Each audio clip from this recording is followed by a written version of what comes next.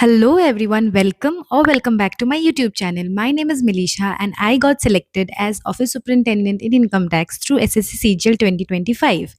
आज के वीडियो में हम बात करेंगे कि रीजनिंग हमें कैसे पढ़ना चाहिए, मैंने कैसे पढ़ा था और एक बिगिनर को कैसे अप्रोच करना चाहिए ताकि आप एसएससी एग्जाम्स में बहुत अच्छे से स्कोर कर सको। पहले मैं बता दूं कि मैंने जहाँ से पढ़ा था और जिस तरीके से पढ़ा था उससे मैंने सिर्फ ना कि एसएससी सीजीएल, मैंने आरआरबी एनटीपीसी और एसबीआई जेई का एग्जाम भी क्लियर किया हुआ है। हम बात करेंगे स्ट्रेटेजी के बारे में। आपको सबसे पहले क्या करना है, रीजनिंग के लिए ना ज़रूरी नहीं है कि आप पेड कोर्स या बैच ही लो। इसके लिए आपको अपने आप को टेस्ट करना है कि आप कैसे हो। एक कोई भी 2 या 3 टेस्ट लगा लो, मॉक टेस्ट फ्री अवेलेबल है, उसको लगा लो। उससे ना आपको समझ आ जाएगा कि आपको सच में बैच की ज़रूरत है या नहीं। जैसे आप टेस्ट लगाओगे आपको लाइक वीक एरियाज़ और वीक चैप्टर्स दिख जाएँगे कि कौन-सा आपको बिल्कुल भी सॉल्व नहीं हो पा रहा। कुछ बेसिक होते हैं वो सॉल्व हो जाते हैं सभी से। तो मैंने भी वही किया था। तो मुझे काफ़ी चैप्टर्स में दिक्कत आ रही थी, तो मैंने पीयूष वार्ष्णेय सर का क्लास ले लिया था के-रेलवे लैब से। उसमें मैंने जो इम्पोर्टेंट चैप्टर्स हैं जैसे कोडिंग, डिकोडिंग, ब्लड रिलेशन और सिटिंग अरेंजमेंट, बहुत इम्पोर्टेंट जो चैप्टर्स हैं, नंबर सिस्टम वगैरह, मैंने उनके क्लासेस कर लिए थे, उनके नोट्स बनाए थे। मैं दिखाती हूँ कि मैंने कैसे अपने नोट्स बनाए थे। ये जैसे कोडिंग डिकोडिंग का हो गया, मैंने ना लाइक सर जो भी लॉजिक एक्सप्लेन करते थे उसको मैं नोट डाउन करके रखती थी।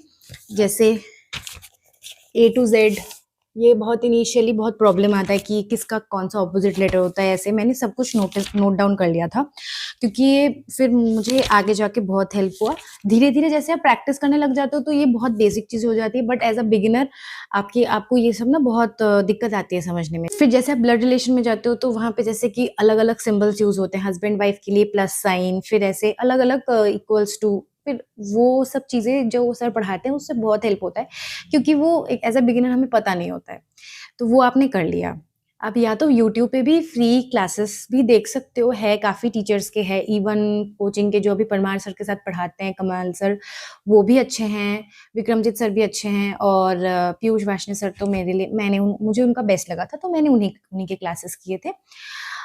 फिर उसके बाद मैंने ना पीवाईक्यू सॉल्व किया था। एक तो क्लासेस में काफ़ी प्रैक्टिस हो जाती है क्योंकि सर काफ़ी सारे सम्स करवाते हैं। उसके बाद मैंने किरण से पीवाईक्यू प्रैक्टिस किया। ऑलमोस्ट जो इम्पोर्टेंट चैप्टर्स हैं, coding, decoding, number system, analogy, फिर blood relation, sitting arrangement, puzzle, इन सब का मैंने पीवाईक्यू किया था। उसके बाद मैंने मॉक लगाना स्टार्ट किया। देखिए, रीजनिंग में मॉक ही है जो आपको इम्प्रूव करवा सकता है आपका स्कोर। तो ज़्यादा से ज़्यादा मॉक लगाइए, सेक्शनल मॉक लगाइए, चैप्टर वाइज टेस्ट लगाइए, टेक्स्ट बुक में भी है। बाकी कुछ और प्लेटफॉर्म्स भी है, बट मेनली टेक्स्ट बुक से आप ये सब लगा सकते हो मॉक। एंड फिर उसके बाद जैसे आपका पूरा सिलेबस कंप्लीट हो जाए, आप फुल लेंथ मॉक लगा रहे हो, उसमें जो भी मिस्टेक हो रहा है आप उसको नोट डाउन कर लो कि मेरा ये चैप्टर ज़्यादा वीक है। तो फिर आप ना उन चैप्टर्स के फिर से पीवाईक्यू लगा लेना, कुछ 20-30 लगा लेना, उससे आपका प्रैक्टिस बन जाएगा और फिर आप उसमें गलती नहीं करोगे। रीजनिंग में सिर्फ प्रैक्टिस ही है जिसकी वजह से आप अपना स्कोर इम्प्रूव कर सकते हो।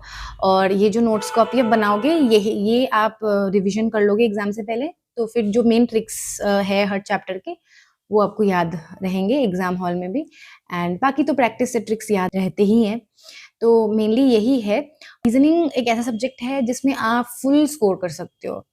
अभी सेक्शनल टाइमिंग की वजह से मैथ्स भी बहुत अनप्रेडिक्टेबल हो गया है। इंग्लिश, जीके तो होता है, इंग्लिश भी स्कोरिंग है, जीके का तो कुछ पता नहीं रहता है, बट रीजनिंग में आप 50 आउट ऑफ 50 प्री में स्कोर कर सकते हो। तो इसको बिल्कुल भी लाइटली नहीं लेना है, इसको फुल स्कोर करने की कोशिश करनी है। इसके अलावा अगर आपके कुछ डाउट्स है तो आप पूछ सकते हो। मैंने मैथ्स और इंग्लिश की भी स्ट्रेटेजी बनाई है, उसके वीडियो का लिंक डिस्क्रिप्शन में है, आप ज़रूर देखिए और कोई डाउट होने से पूछ लेना। Thank you.